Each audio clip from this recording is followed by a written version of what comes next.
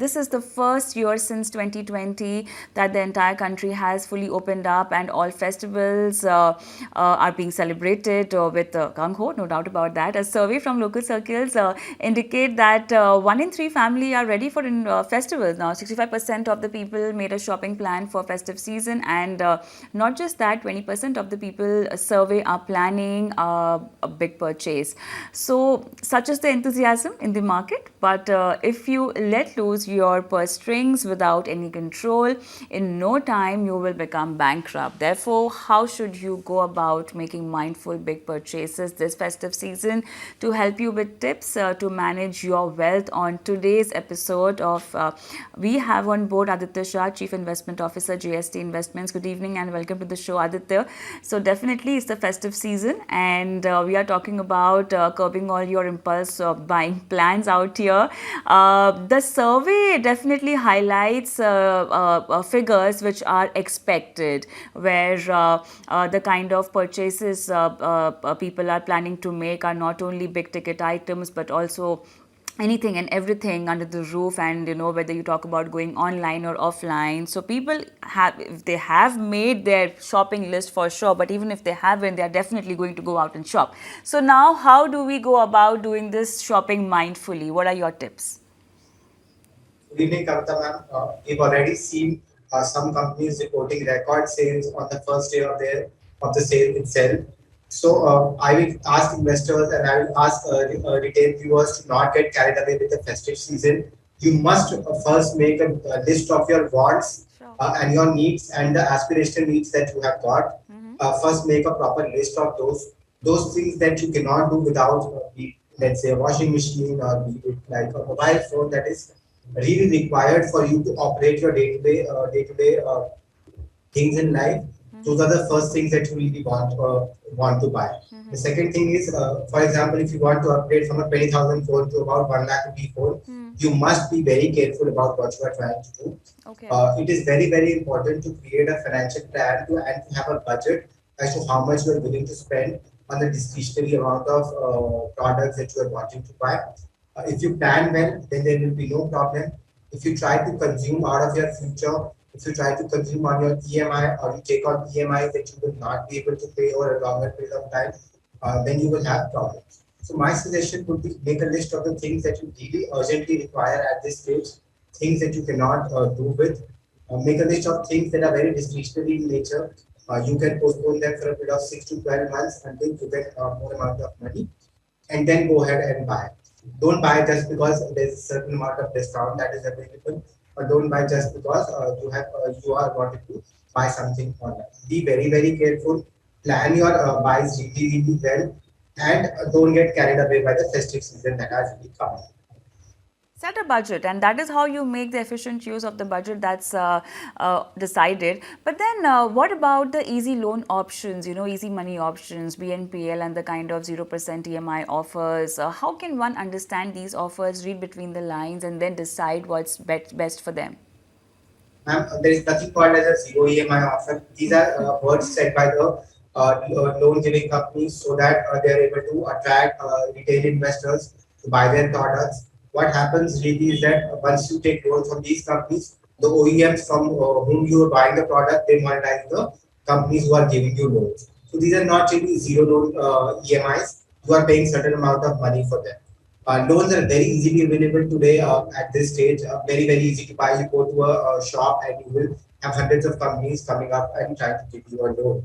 My suggestion to you would be very simple. Take an EMI which you can service properly. The EMI should not be more than 10 to 20% of your income. If it is higher than that, then you should not be taking that EMI.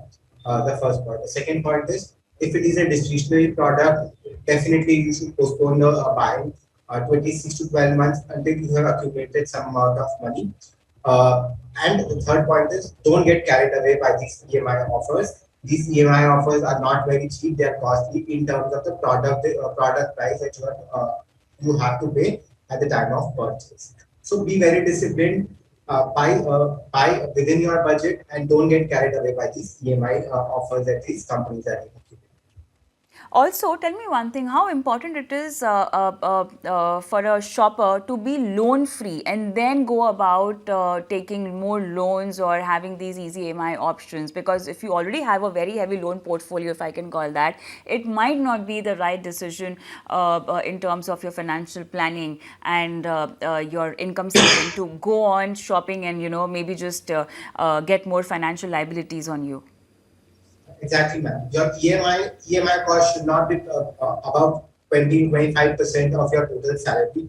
If you keep on taking more and more loans, the EMI as a percentage of your salary will start to go up, and that is not something very prudent because at any point in time, if your expenses shoot up for any reason, let's say an emergency, you will have a problem servicing these loans. And mind you, if you are not able to pay your EMI, it affects your credit score very heavily. So have a parameter saying that not more than 20% of your EMI of the salary will go into an EMI, and plan your loans accordingly. If you are already above 20%, no need to take a new loan.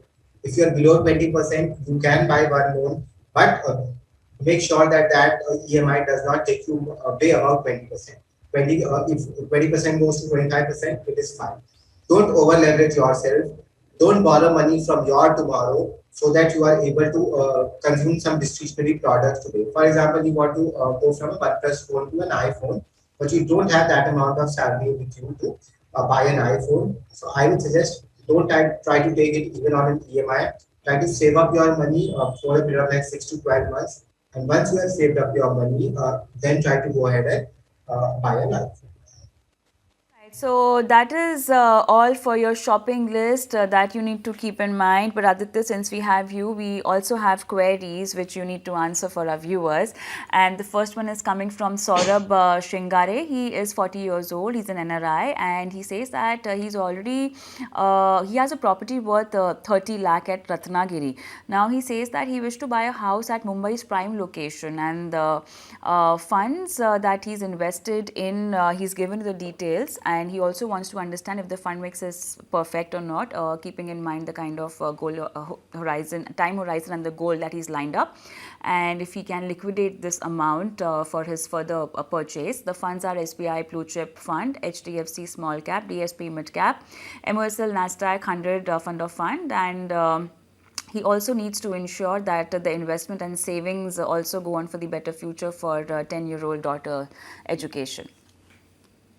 First of all, buying a house is a very personal call. The investor has two goals that he has pointed out. One is buying a house in a posh area in Bombay, or the second one is to leave that money up for his 10-year-old daughter for her higher education. I would suggest that the daughter's higher education trumps the goal of buying a house, because buying a house in Bombay is not very cheap.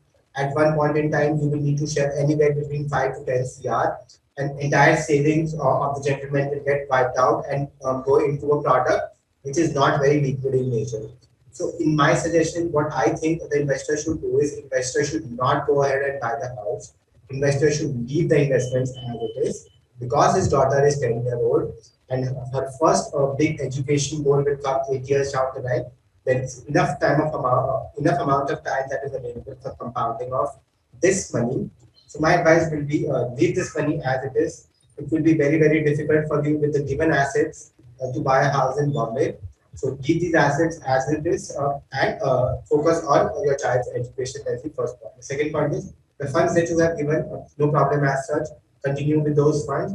However, if you have any new money or any new SIPs can go in, keep continuing to add into these funds. However, with a longer time horizon of about 8 to 10 years, there should not be any problem compounding a lot of money for your daughter's education in the next 8 to 10 years.